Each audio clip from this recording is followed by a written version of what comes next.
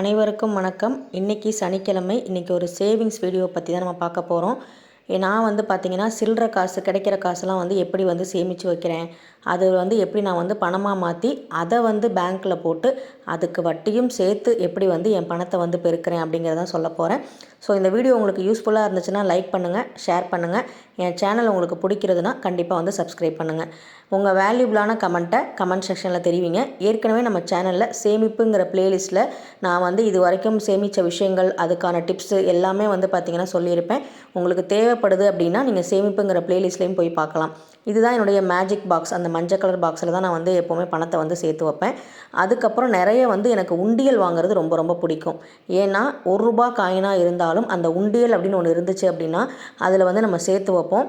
அது மட்டும் இல்லாமல் சின்ன வயசில், அதாவது 90s கிட்ஸு, அதுக்கு முன்னாடி இருக்கவங்க, அவங்களுக்குலாம் நமக்கு தெரியும். அதாவது 90ஸ்க்கு முன்னாடி இருக்கவங்களுக்குலாம் நம்ம வீட்டில் நம்ம ஒரு விஷயம் கேட்டோம், ஒரு சைக்கிள் வேணும், இல்லை பார்த்திங்கன்னா ஒரு காஸ்ட்லியான ஒரு பொருள் அப்படின்னு நமக்கு நினைக்கிறத கேட்கணும் அப்படின்னா நீ நல்ல மார்க் எடு அப்படின்னு சொல்லுவாங்க. இன்னொரு விஷயம், உண்டியலில் கொடுத்துருவாங்க. டெய்லியும் உண்டியல் சேமித்து வையின்னு சொல்லுவாங்க. ஒரு வருஷத்துக்கு ஒரு தடவை அதை உடச்சி அதில் என்ன இருக்கோ அது மாதிரி வாங்கி கொடுப்பாங்க. இப்போவும் நிறைய பேர் அதை ஃபாலோ பண்ணிட்டு தான் இருக்கோம். நான் பார்த்திங்கன்னா எனக்கு நான் ஏஜ் அட்டன் பண்ணும்போது கூட 9th ஸ்டாண்டர்ட் படிச்சுட்டு இருந்தேன். அப்போ பார்த்திங்கன்னா அப்பாவுக்கு ரொம்ப செலவு வச்சுட்டோமேன்னு சொல்லி ரொம்ப அழுதுகிட்டு இருந்தேன். அப்போ என்னோடய உண்டியல் காசை எடுத்து நான் அப்பாட்ட கொடுத்தேன் அப்போவுமே. அதே மாதிரி எனக்கு சைக்கிள் வாங்கி தரத்துக்கு 9th ஸ்டாண்டர்ட் படித்து நான் 10th போகும்போது தான் எனக்கு சைக்கிள் வாங்கி கொடுத்தாங்க.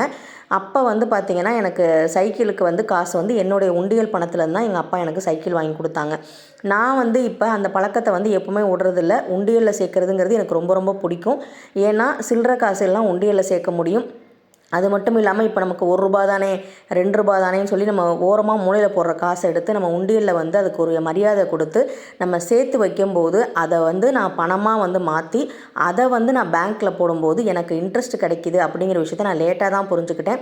உண்டியலில் போடுற பணம் உண்டியல்லையே இருந்துச்சுன்னா அதுக்கான மதிப்பு கூடாது. அதை நம்ம அடுத்த இடத்துல இன்வெஸ்ட் பண்ணுறோமோ இல்லை அடுத்த இடத்துல நம்ம சேமிக்கும் போது தான், இப்போ ஃபார் எக்ஸாம்பிள் ஒரு மாதத்துக்கு ஒரு ₹500 நம்ம சில்லற காசு நம்ம சேர்க்குறோம் அப்படின்னா அதை நம்ம நகை சீட்டு கட்டணும் அப்படின்னா அந்த நகையோட மதிப்பு பார்த்திங்கன்னா 15 மாதமோ இல்லை 20 மாதமோ கழித்து அது பெருகும்.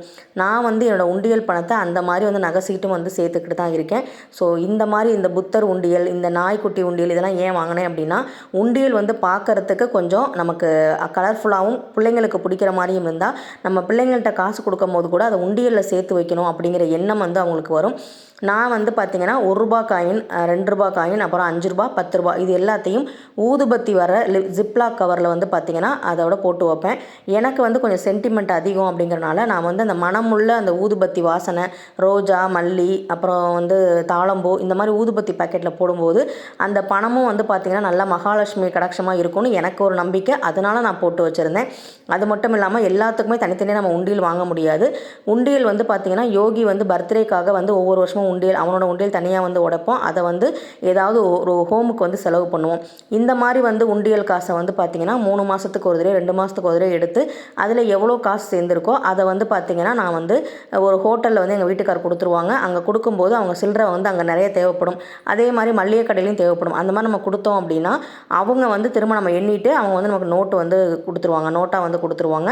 அதை நான் என்ன பண்ணுவேன்னா என்னோடய சேவிங்ஸ் அக்கௌண்ட்டில் பேங்க்கில் போய் நான் போட்டு அதுக்கான வட்டியும் எனக்கு சேர்த்து ஒரு ₹10, ₹2, ₹12 எவ்வளோ ஒரு அமௌண்ட் வரும். அந்த மாதிரி இப்போ நான் மாதம் 2000 ஒரு பேங்க்கில் போடுறேன்னா அடுத்த மாதம் நான் போகும்போது எனக்கு அதுக்கு இன்ட்ரெஸ்ட்டும் கிடைக்கும். அதனால் பார்த்திங்கன்னா இந்த மாதிரி தான் என்னோடய இன்வெஸ்ட்மெண்ட்டு, சேவிங்ஸ் எல்லாமே இருக்குது. அதே மாதிரி நகை சீட்டுக்கு ஒரு ₹500 எடுத்து கட்டுறதுல நமக்கு ஒன்றும் பெரிய செலவாகாது. எப்போவுமே சொல்லுவாங்க, செலவு போக சேமிக்காதீங்க, சேமிக்கிறது ஃபஸ்ட்டு வச்சுட்டு அதுக்கப்புறம் செலவு பண்ணுங்க அப்படின்னு சொல்லுவாங்க. இப்போ பார்த்திங்கன்னா நம்ம கையிலேயே காசு தொடுறதே கிடையாது. எல்லாருமே பார்த்திங்கன்னா டிஜிட்டல் இந்தியாவாகிடுச்சு. அதனால் நமக்கு ஆன்லைனில் கூகுள் பே, ஜிபே, ஃபோன்பே இந்த மாதிரி தான் நம்ம வருது.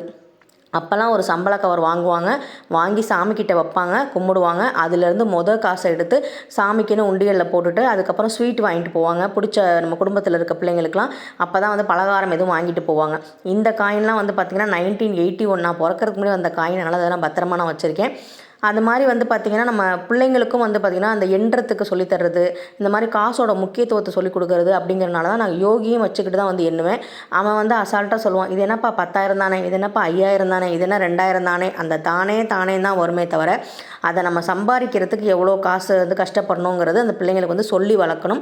அது மட்டும் இல்லாமல் இளமையில் ஜாலியாக இருக்க வச்சுட்டு முதுமையில் அவங்க கஷ்டப்படுறதுக்கு நம்மளும் ஒரு காரணமாக இருந்துடக்கூடாது அப்படிங்கிறதுக்காக தான் இவ்வளோவுக்கு இவ்வளோ செலவு பண்ணுறோம், இவ்வளோ காசு நமக்கு செலவு பண்ணி தான் இது நமக்கு கிடைக்கிது. அவன் என்ன பண்ண நினச்சிக்கிட்டான் அப்படின்னா, ஜிபே பண்ணுறோம் அப்படிங்கிறனால ஃபோனில் இருந்து நிறைய காசு வருது அப்படின்னு நினச்சிக்கிறான்.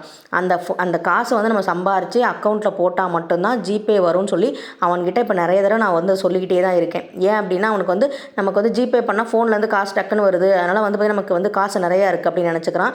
அதோட ப்ராசஸ் என்னங்கிறதையும் வந்து பார்த்திங்கன்னா பிள்ளைங்களுக்கு நம்ம சொல்லி வளர்க்கணும்.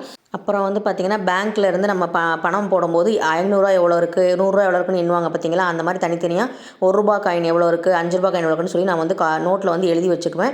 அதே மாதிரி ஒரு சீட்லேயும் எழுதி அந்த கவரில் வந்து அந்த ₹5 காயின் கவர் தனியாக, ₹1 காயினுக்கு தனியாக கவர் போட்டு அதை வந்து எழுதி கொடுத்துட்டேன் அப்படின்னா அவங்க ஹோட்டல்காரங்க வந்து எண்ணிட்டு எங்களுக்கு வந்து ஒரு நாள் கழித்து பணத்தை வந்து கொடுப்பாங்க. ஸோ இப்படி தான் வந்து பார்த்திங்கன்னா நான் வந்து சில்லற காசை பணமாக வந்து மாற்றுறேன். அதுக்கப்புறம் நான் வந்து நிறைய வீடியோஸ் வந்து போட்டிருக்கேன், என்னோடய சேமிப்புங்கிற ப்ளேலிஸ்ட்டில் இருக்கும். நான் வந்து பேங்க் அக்கௌண்ட் ஓப்பன் பண்ணி அதில் மூலமாக வந்து பார்த்திங்கன்னா நான் வந்து இந்த பணத்தை வந்து சேமிச்சிட்ருக்கேன். இப்போ இந்த பணம் வந்து எவ்வளோ இருந்தது அப்படின்னா ₹1790 வந்து இருந்தது. இந்த ₹1790 எனக்கு வந்து பெரிய காசு தான். எதையுமே வந்து நம்ம வந்து மட்டமாக நினைக்க முடியாது. சிறு துளி பெருவெள்ளம் அப்படிங்கிறது தான். இந்த ₹1 வந்து நம்ம வந்து அங்கங்கே போட்டு வச்சுருக்கோம், இல்லை இது வந்து பயன்படுத்தாமல் இருக்கோம் அப்படின்னா இதோட மதிப்பு வந்து கூடாது, அப்படியே தான் இருக்கும். எந்த ஒரு விஷயத்தையும் எந்த ஒரு பொருளையும் அதுக்கான மதிப்பையும் கொடுத்து அதனுடைய பயன்பாடு வந்து எப்படி வந்து பெருகுதுங்கிறத நம்ம கொடுக்குற மதிப்புலையும் மரியாதையிலையும் தான் அந்த பொருளுக்கான மதிப்புமே வந்து கூடும். அதனால தான் வந்து பார்த்திங்கன்னா சில்லற காசு வந்து எங்கள் வீட்டில் அங்கங்கெல்லாம் கிடக்காது.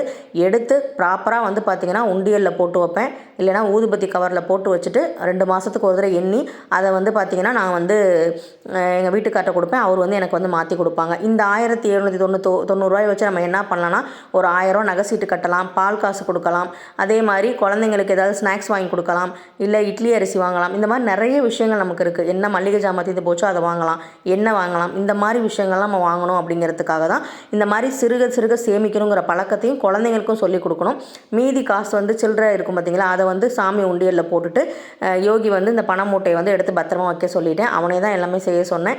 ஸோ ரொம்ப சந்தோஷமாக இன்றைக்கி சனிக்கிழமை நல்லபடியாக வந்து நம்ம பணத்தை சேமிக்கணும். நாக்கையும் பணப்பையும் அதிகமாக திறந்தோம் அப்படின்னா அப்போ மதிப்பு வந்து குறைஞ்சிரும். அது எப்போவுமே நம்ம அதிகமாக திறக்காமல் இருந்தால் நம்ம மதிப்பும் செல்வமும் வளரும் அப்படிங்கிறதான் ஒரு பாரசீக பழமொழி. அதை வந்து நம்ம கரெக்டாக பண்ணிக்கணும். அதே மாதிரி எவ்வளோக்கு எவ்வளோ நம்ம வந்து சேவ் மணி பண்ணுறோமோ அந்த அளவுக்கு வந்து பார்த்திங்கன்னா மணி நம்மளை வந்து சேவ் பண்ணும் அப்படிங்கிறது தான் இந்த சேமிப்போட தாரக மந்திரமே. அதனால் அதை மைண்டில் வச்சுக்கோங்க. நீங்கள் எந்த அளவுக்கு பணத்தை வந்து சேர்க்குறீங்களோ அது உங்களை கண்டிப்பாக ஒரு நாள் சேவ் பண்ணும். எமர்ஜென்சிக்கு கண்டிப்பாக இந்த சில்லறையும் வந்து உதவும் அப்படிங்கிறதுல எந்த சந்தேகமும் இல்லை. இந்த வீடியோ உங்களுக்கு பிடிச்சிருந்தா லைக் பண்ணுங்கள், ஷேர் பண்ணுங்கள், மறக்காமல் சப்ஸ்கிரைப் பண்ணுங்கள். உங்கள் வேல்யூபிளான கமெண்ட்டை தெரிவிங்க. உங்கள் குழந்தைக்கு எப்படி சேமிப்பு பழக்கத்தை சொல்லித்தரீங்கன்னு கமெண்ட் செக்ஷனில் சொல்லுங்கள். நன்றி, வணக்கம்.